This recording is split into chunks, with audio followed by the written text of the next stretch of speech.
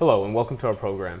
Today we have a very special and talented filmmaker with us in our studio, and I'm very excited to interview her about her latest film that touches on a subject matter that affects us all at some point in our lives, coping with the loss of a loved one. Please give us a warm welcome to our distinguished guest, Ashley Merida. How are you today? I'm doing good. How are you? I'm good. That's wonderful. Ashley, I want to know, and I'm sure the viewers want to know as well, what inspired you to share your personal story in this film of losing a very close being to you? What inspired me to make this film was the fact that he was very close to me and one of my best friends in my entire life. So I wanted to do a story about kind of getting a little bit of closure of my dog Max, and I just felt like this film would have helped me with that. That's great, and it's important, especially when it's something close to you. But let's go to the video you made, all right?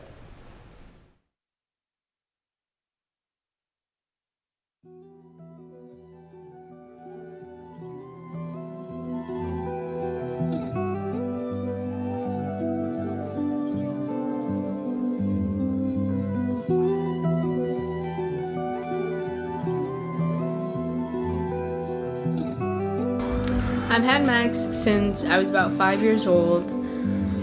Growing up, I realized that I really did care about him, and he meant a lot to me in a way where he was genuinely family to me, and I created a really big bond with him that throughout my ages of growing up and just maturing, I realized how much of an impact he has left on me ever since I was a child until now.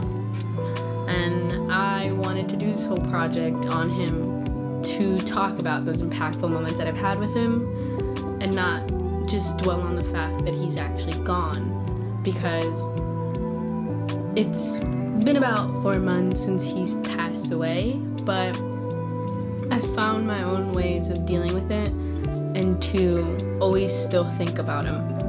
He's still in my life even though he's not here with me now.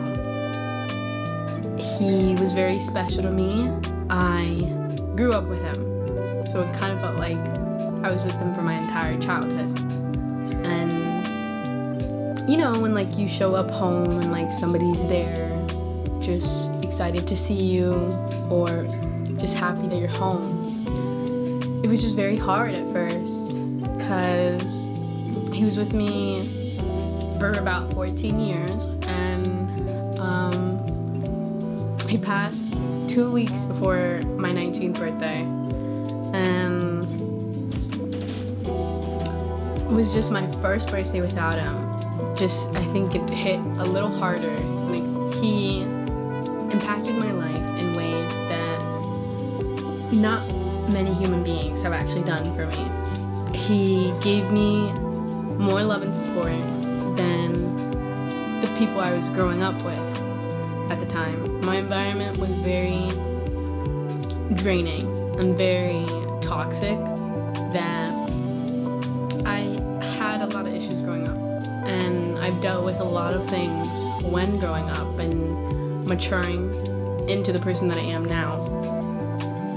But Max was there the entire time, and even though he didn't speak or he couldn't do things that a normal human being could do, he made me feel much better than anybody had ever done or even thought about doing. He always knew when I was upset, and he always knew when something was wrong, and he always made me feel better, and the love I felt from him and the love I gave to him just was very unbeatable.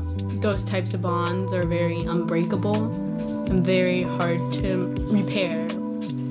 And he did so many things that I'll just always remember from him. And I know I'm not the only one that misses him here. I have another dog. His name is Charlie. He's a small little Yorkie, and Max was a pit bull. So Max was pretty big. He was really big. And Charlie's really, really small. So we still have Max's bed, and Charlie sleeps in it all the time. Even though he's a really small dog, he sleeps in a big bed that was meant for Max. But we never got rid of it because of how much Charlie would sleep in it. and it's really cute. And I just know he misses having somebody around him with him at times when nobody's here. And it was very weird because they definitely don't know that their friends are gone. And it just makes it even a little bit more harder because you're just thinking about them and how they're probably wondering where their friend went.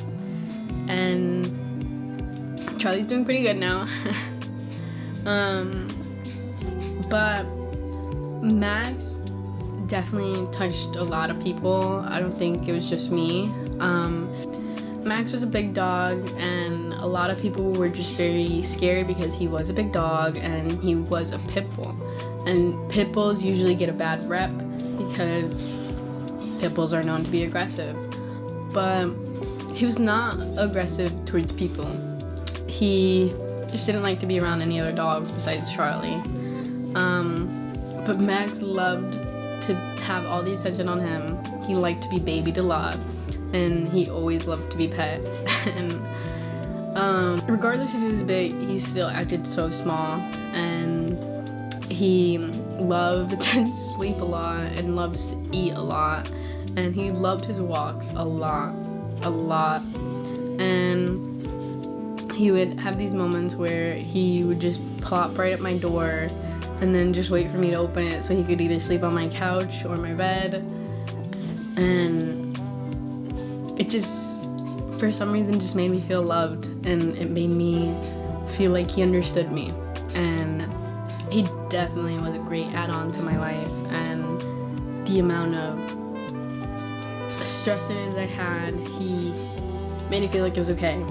And I was pretty young, dealing with a lot of things, and he made it feel like I could still be a child at the time that I was, and he definitely helped shape who I am as a person, and he is a big part of me and who I am now. I feel like I'll always still have a piece of him or something, remembering who he was to me and the impact that he's left on me now and since I was a child. Before we talk about the video, you were able to provide us with the photo of you and your dog beforehand, so can you tell us a little bit about that photo? Yeah, the photo is just me when I was going into first grade or kindergarten, I believe, and he was also pretty young at the time. I just didn't get to add this picture in the film, and I just wanted to share that, and that was really much it. That's good. Well, Ashley, I think your film was extremely important because it presents a different view of pit bulls, first of all, which a lot of people don't understand completely. What would you say to the audience members that are afraid when they're near a pit bull or something and they get a little bit nervous just because of the type of dog? I don't think it's any of the pit bulls, the breed particularly. I think it's just the owners and how they take care of the dog and how well they are trained. And I just think they just get a bad rep because they're known to be scary and aggressive, but I've never really met a pit bull that's scary or aggressive, honestly. No, that's extremely important for people to hear so people can stop generalizing and having a certain image of them. But Ashley, I applaud you, and can you just tell us a little bit first about the time that you got your first dog and the name you gave him?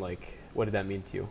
Yeah, when I first got my dog, I think I was around 4 to 5 years old, and his first name was actually Coco, and we switched it to Max because my brother really liked that name, and he was mainly the owner of the dog at the time because he was older and he really wanted a dog, and we just kind of grew up with him, and my brother did as well, everybody else in my family, and we moved houses with him as well.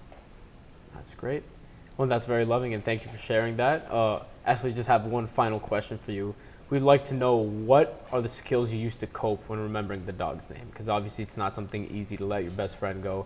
Do you have any type of way to cope with that? I don't think there's a proper way to cope with it. I think everybody's differently and everybody moves along or moves forward differently. I think it's just a matter of not letting it affect you continuously for a really long time and just learning how to let go and to move forward with things. Well, I completely agree. And thank you for all the great insights, folks. And that's going to be the end of the show, unfortunately. We have run out of time. But I want to thank our guest, Ashley Medina, for joining us today. And that's all the time we have today. And please join us next time with NCC News.